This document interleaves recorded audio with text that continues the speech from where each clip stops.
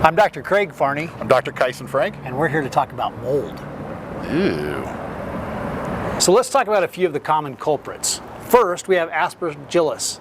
Aspergillus, interestingly, was actually named Holy Sprinkler, or means Holy Sprinkler, because of the way it looked when it was discovered in the early 1700s. Aspergillus spores typically affect those who are immunocompromised or have lung disease, and it creates an allergic or lung infection. And it's typically a gray or black color.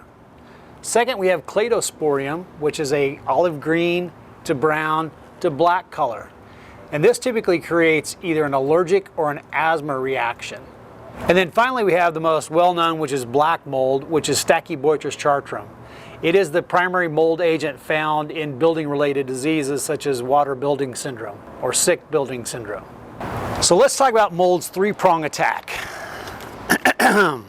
First, you have the allergic mechanisms, which arise from inhalation of the mold spores, leading to atopic asthma, hypersensitivity, pneumonitis, allergic bronchopulmonary aspergillosis, and allergic fungal sinusitis. Then we also have toxicity. Your level of exposure is a big factor in your level of sickness. The longer you're exposed, the sicker you'll become.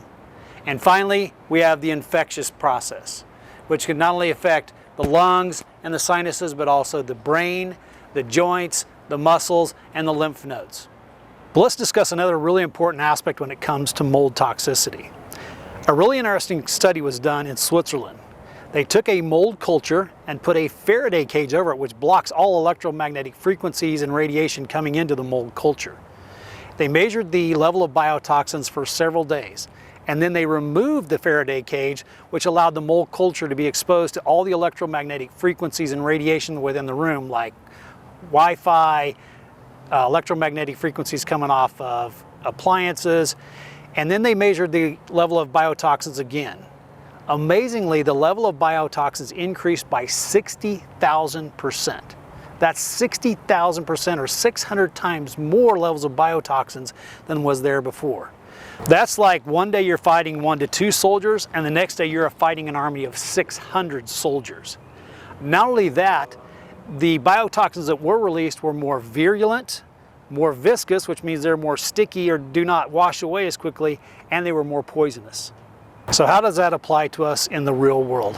Over the last 20 years, our level of exposure to electromagnetic frequencies has exploded. From cell phones to cell towers, we are exposed millions of more times to electromagnetic frequency and radiation than we ever were before.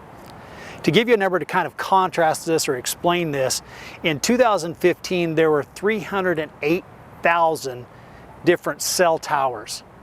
That is more than double the level of what it was in 2002. And now with 5G it's even worse because they use smaller, more closely packed antenna that emits radio frequency radiation stronger than we've ever been exposed to before. If you could actually see this radio frequency radiation, it would look like smog over downtown Los Angeles. So not only do we have an issue with EMFs, but there are other things that can increase mold's proliferation as well. Dr. Kyson's already talked about how mold can adapt to electromagnetic fields and areas of radiation. Another factor that can impact mold is what's called radon. We even had an example where a gal was in our office and she didn't realize, but she actually had radon in her foam sandals that was magnifying or increasing her level of mold toxicity within her body. Once the shoes were removed, her level of mold toxicity reduced, and the amount of treatment she needed was significantly reduced as well. In a similar way, when we talked about Lyme being the great mimicker, mold is a great pretender. It will hide itself or present itself like many other conditions such as fibromyalgia, chronic fatigue syndrome, anxiety, PTSD, and you can see from this list many, many more. So how do we protect ourselves from mold? First, we want to deal with water. Water is a vitally important issue when it comes to mold. This is why our levels of humidity are so important.